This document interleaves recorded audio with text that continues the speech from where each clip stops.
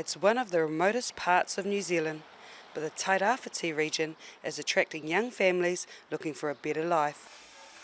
Jamie and Alana met through their shared passion of health and fitness. I saw him in the gym for a little while, and then we did go on a bit of a study date across the road at a cafe. A mutual friend of ours actually knew that I liked him, and so kind of recommended that he'd get me to this NZSO concert.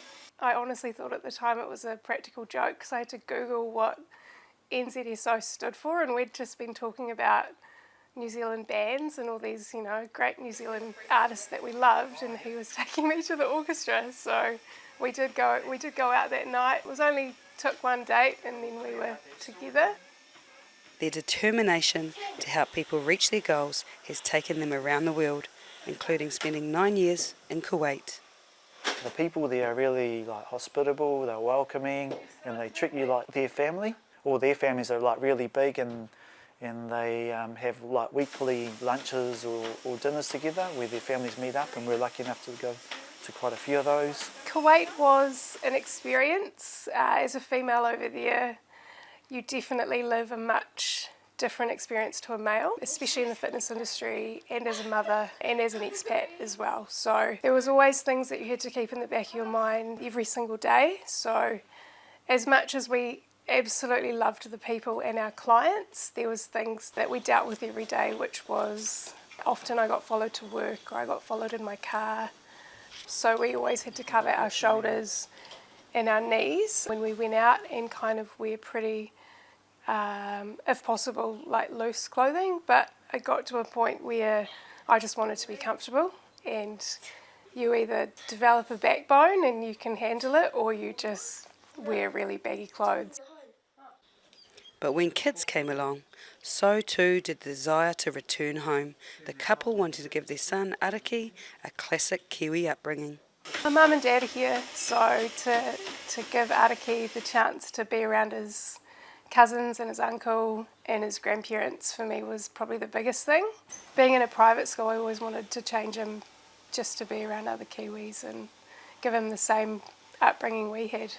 The family arrived in Gisborne 2 years ago, just as COVID was taking hold around the world. Just super happy to be home, and COVID definitely brought me home, and I figured out on probably the first day of MIQ that this is where I wanted to be. It sounds really cliche, but everyone was so kind coming back into this country, especially where we'd been and the struggles we'd faced getting home as well. So we got bumped off our flight 7 times before we made it back, and we booked 2 different airlines and crossed our fingers that we could get on one. And they've wasted no time getting stuck in. More recently, we've gotten involved with Ngāti Porou East Coast Rugby. We got an opportunity there to train the boys this year, and who knows for how many more years, but we take it year by year, so that's been an exciting opportunity there. Still doing some online mahi as well, so we're keeping connected with some of our clients back in Kuwait who we've had for years as well, so those are cool catch-ups basically, and banter. So I work as the active rangatahi advisor. I work with the schools and also the codes as well to help get teenagers active and also help them with their sporting pathways and help them on their journey with sport, health and wellness. Gisborne-born Tavita and his fiancée Lee have returned from working in Kalgoorlie, Australia. The first year of mining, because I worked hard 2 weeks, I'd come home for my week off, and all the boys that I was flatting with, they're all miners as well, so we just got lit.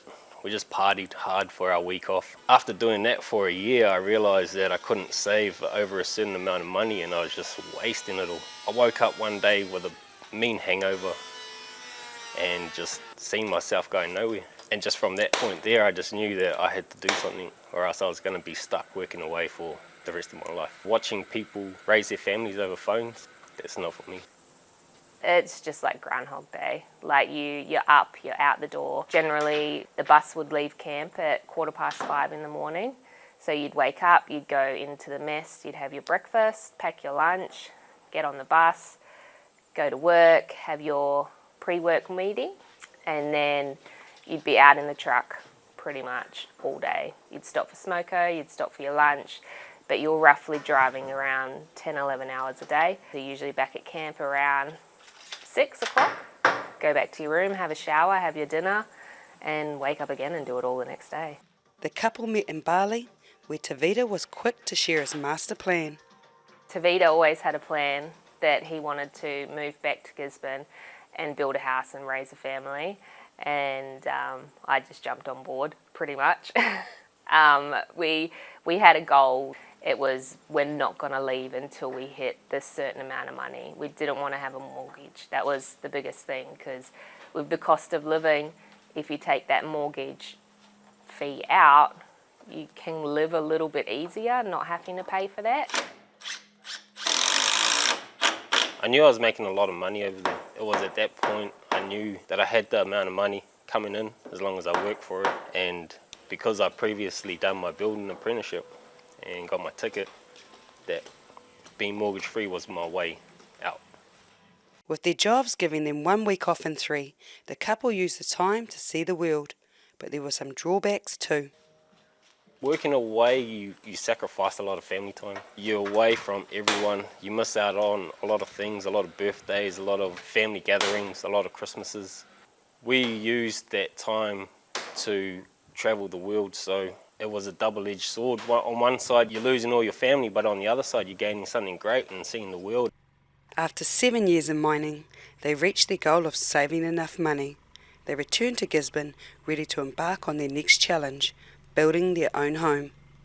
There's a lot of people that didn't believe that we could do it, had a lot of doubt thrown our way, which made us start to doubt ourselves. Talked to a few people that had done similar things with building their own houses by themselves, and after talking to them, they really boosted a lot of confidence in us to be able to do it. So at the start, it was real daunting, but just taking one day at a time and just turning up and doing a little bit every day is a little bit less.